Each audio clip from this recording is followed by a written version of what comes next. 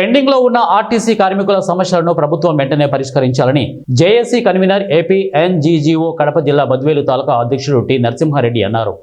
పట్టణంలోని మంగళవారం RTC depot gate వద్ద ఏపీపీటీడీ జాతీయ మజ్దూర్ యూనియన్ అసోసియేషన్ ఆధ్వర్యంలో ధర్నా చేస్తారు. ఈ సందర్భంగా నరసింహారెడ్డి మాట్లాడుతూ పెండింగ్ లో ఉన్న 4 డిఏలను తక్షణమే చెల్లించాలని అన్నారు. వెంటనే ఐఆర్ ప్రకటించాలని అన్నారు.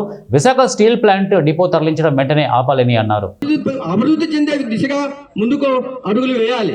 ఇప్పుడు గౌరవ ముఖ్యమంత్రి సీనియర్ నాయకులు 4 పర్యాలు మన రాష్ట్రాన్ని పరిపాలించిన వ్యక్తి గవర్నర్ చంద్రబాబు నాయుడు గారు. ఆయనకు మంచి అనుభవం ఉంది, సుదీర్ఘమైన అనుభవము, సుదీర్ఘమైనటువంటి పాలన ఉందనే ఉద్దేశంతో అన్ని ఉద్యోగ సంఘాలు కూడా ఏకమయ్యి మీకు మద్దతుగా పలికి మీ ప్రభుత్వాన్ని ఎన్నుకోవడం జరిగింది. మరి ఇటువంటి పరిస్థితుల్లో మీరు కార్మికులను మరి ఈ విధంగా ఇబ్బంది పెట్టడము, వారిని శ్రమ దోపిడీని మీరు దోచుకోవడము ఎంతవరకు సమంజసమని మేము డిమాండ్ చేస్తున్నాం. తర్వాత విశాఖ స్టీల్ ప్లాంట్ డిపోను తరలించాల్సిన అవసరం ఏముంది?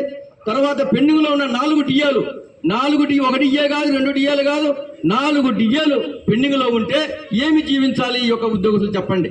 వీరికి వచ్చే నెలసరి జీతము చాలని జీతం, ఆ జీతంలో ఏ తప్పు జరిగినా కటింగ్లు, నెలకు జీతం వస్తే ఆ జీతం బడి పిల్లలు మొదలుకొని ఇంటి బాడులు మొదలుకొని ఎవరికి పంచాలో వాళ్ళు పంచుకుంటా పోతే వారికి నెలవరకు ఏమీ కూడా తినేదానికి పాపం ఏమీ ఉండదు. ఒక ఆదివారం వస్తే కనీసం 1 కేజీ మాంసం తీసుకొని పోయి తినేదానికి ఈ కార్మికులకు శక్తి ఉందా? లేదు. మరి అటువంటి పరిస్థితుల్లో ఈ కార్మికులు సేవ చేస్తున్నారు ఏపీఎస్ఆర్టీసీకి.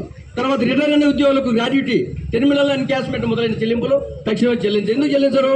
రిటైర్ అయిన ఉద్యోగికి ప్రతి ఒక్కరికి కూడా వారికి రావాల్సిన వేతనాలు, వాళ్ళకి